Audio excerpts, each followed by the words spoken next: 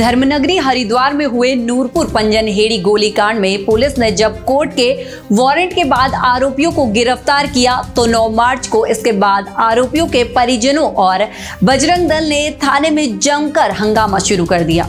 पर आखिर इस नूरपुर पंजनहेड़ी गोलीकांड की पूरी घटना क्या है, जिसने न केवल पंजनहेड़ी गांव को दहला दिया बल्कि पूरे उत्तराखंड की सियासत में उबाल ला दिया था।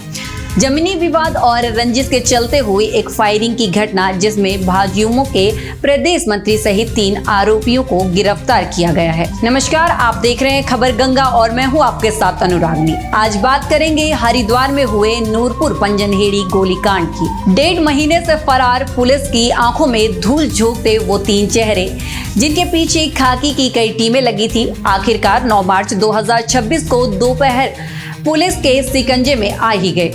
लेकिन कहानी यहाँ खत्म नहीं होती। जैसे ही भाजयुमो प्रदेश मंत्री तरुण चौहान और उनके साथियों को कनखल थाने लाया गया, थाना परिसर किसी युद्ध के मैदान में तब्दील हो गया।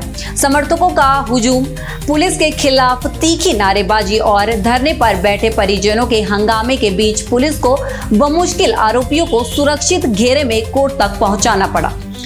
पर आखिर क्या था वो जमीनी विवाद जिसने भाइयों को ही एक दूसरे के खून का प्यासा बना दिया। दरअसल बीते 27 जनवरी को नूरपुर पंजनहेड़ी गांव में जिला पंचायत उपाध्यक्ष अमित चौहान द्वारा की गई प्लांटिंग की जांच के लिए प्रशासन की टीम को मौके पर पहुंचना था, लेकिन उसी दिन गांव में जमीनी विवाद के चलते 2 पक्षों में मारपीट के बाद फायरिंग हो गई थी। इस मारपीट के दौरान अतुल चौहान के पक्ष की ओर से जिला पंचायत उपाध्यक्ष अमित चौहान पर फायरिंग की गई, जिसमें अमित चौहान के भाई सचिन चौहान और कृष्णपाल को गोली लग गई थी, जिसके बाद दोनों को तुरंत जिला अस्पताल ले जाया गया। लेकिन हालत गंभीर होने के कारण यहां से दोनों घायलों को हायर सेंटर रेफर कर दिया गया था। हालांकि घटना के कुछ देर बाद ही दोपहर को मुख्य आरोपी अतुल चौहान ने खुद कनखल थाने में जाकर आत्मसमर्पण कर दिया था। साथ ही इस मामले में पुलिस ने दोनों पक्षों की ओर से मुकदमा भी दर्ज किया। तो वहीं अमित चौहान ने मातृसदन के संत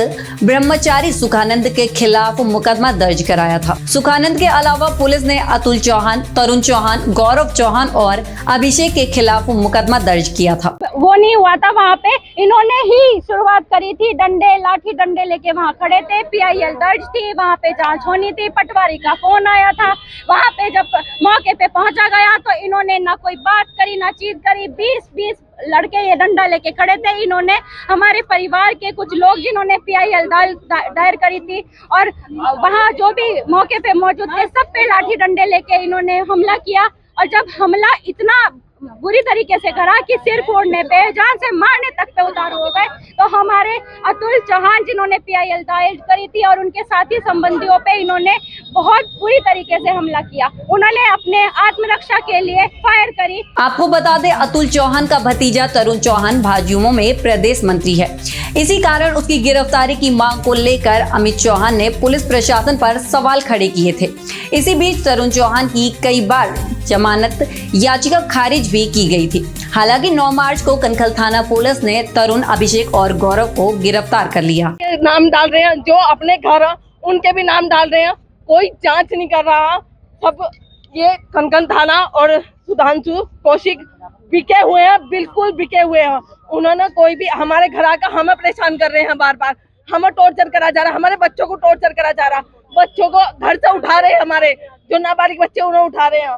1.5 महीने तक चले इस चूहे बिल्ली के खेल में आरोपियों ने अदालत का दरवाजा भी खटखटाया, लेकिन 9 मार्च को जैसे ही उनकी अग्रिम जमानत याचिका खारिज हुई, कनखल पुलिस ने उन्हें दबोच लिया। गिरफ्तारी के बाद कनखल थाने का नजारा गंभीर हो गया था, जब परिजनों ने पुलिस पर दूसरे पक्ष के दबाव में काम करने का गंभीर आरोप लगाया और थाने में धरने पर बैठकर हंगामा शुरू कर दिया। तो वहीं दूसरी तरफ गिरफ्तार आरोपी तरुण चौहान ने पलटवार करते हुए जिला पंचायत उपाध्यक्ष अमित चौहान को ही भूमाफिया करार दिया और दावा किया कि उन्हें एक झूठे केस में फंसाने की साजिश रची गई है।